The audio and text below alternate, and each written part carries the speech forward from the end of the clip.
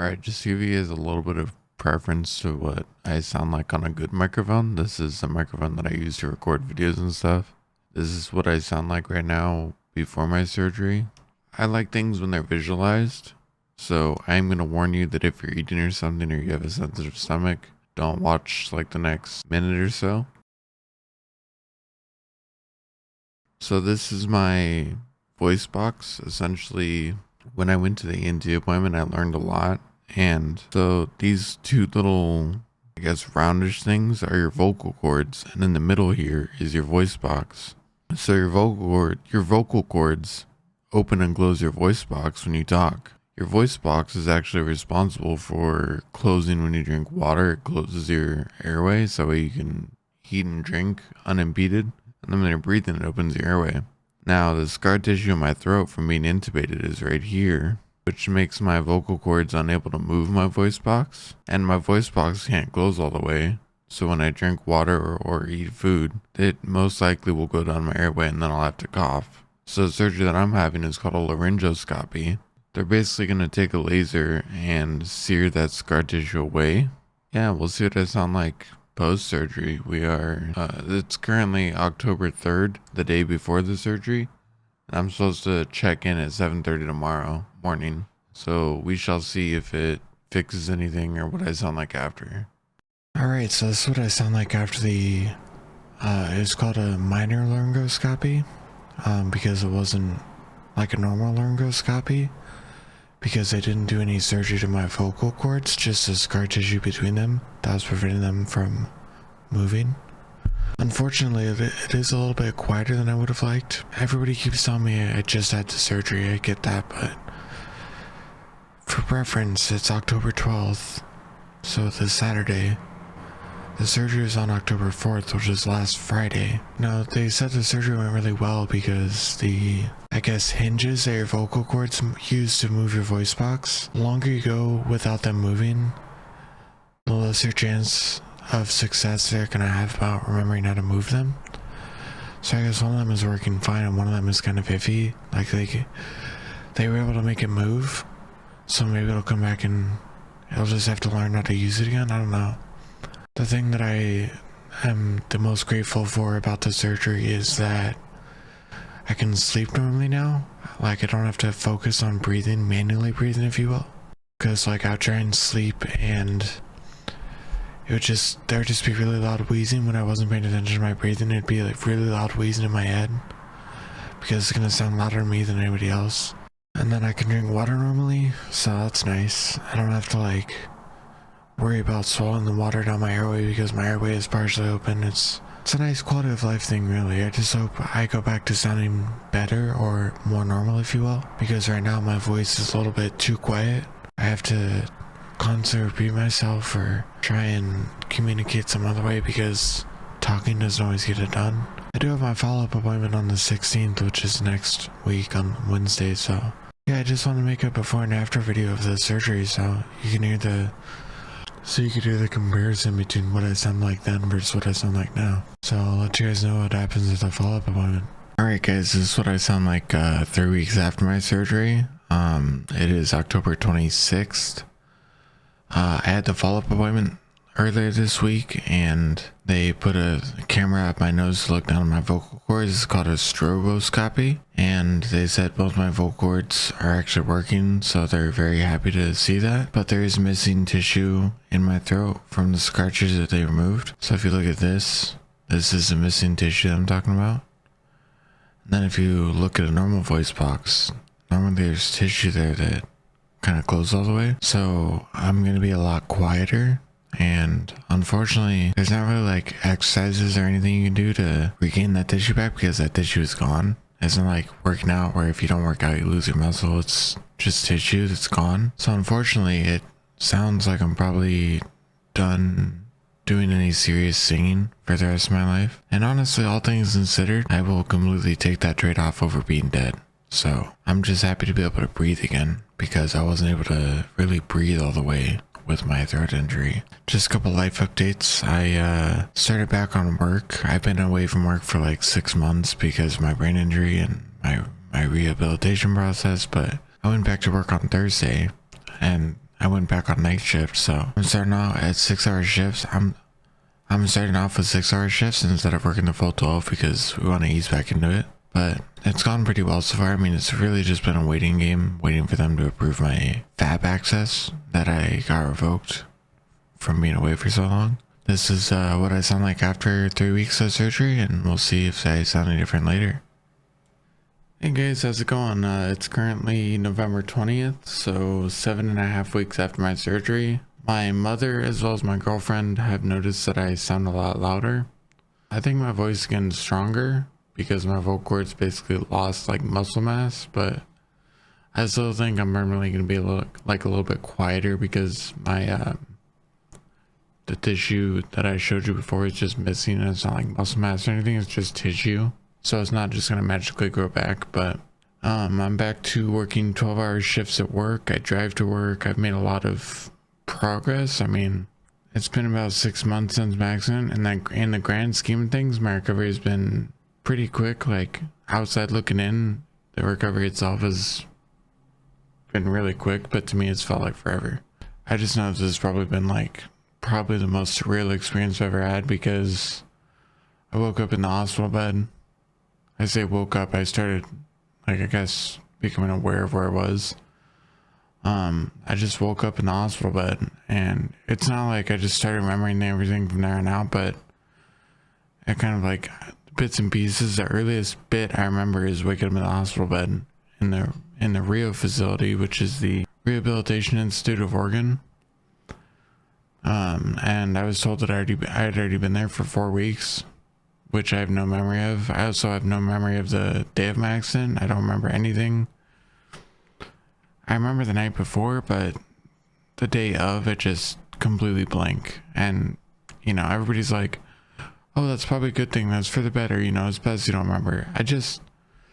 If nothing else, I just wish I could remember why I went down that road and why I thought doing a pull like that on a road like that would be a good idea, because it wasn't a straight road, it was curved. So what I can gather is that I was data logging while I was driving the car, which means that I was doing pulls to get the data of what the car was doing, like the fuel cutting, the trims, all that stuff. But from what I gather from looking at the data logs, I lost traction at about 122 miles an hour. I can only guess that I was like trying to fight it to get control back, like keep the car straight. And based on the skid marks at the place where I crashed, I went into a curb and I glanced off the first tree. Like, imagine this is a tree. I glanced off of it, and then the second tree right next to it, I landed in, and my car spun around because it wrapped around it. So that's kind of what I can gather. I mean, I think maybe me hitting the first tree made me go unconscious, and therefore my body went limp. So when I hit the second tree, I didn't break anything, surprisingly.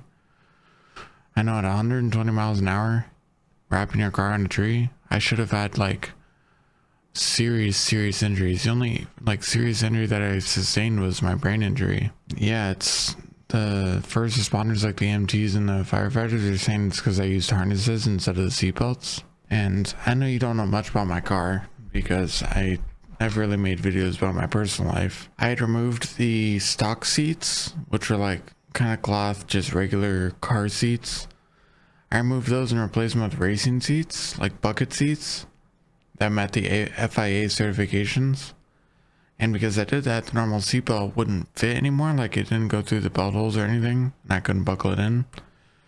So I replaced the seatbelts with harnesses, and to put the harnesses I had to get a harness bar, so that way there was something for the shoulder straps to attach to. The harness bar was just behind those. So the harnesses were installed correctly and safely, and I did that because I replaced the seats.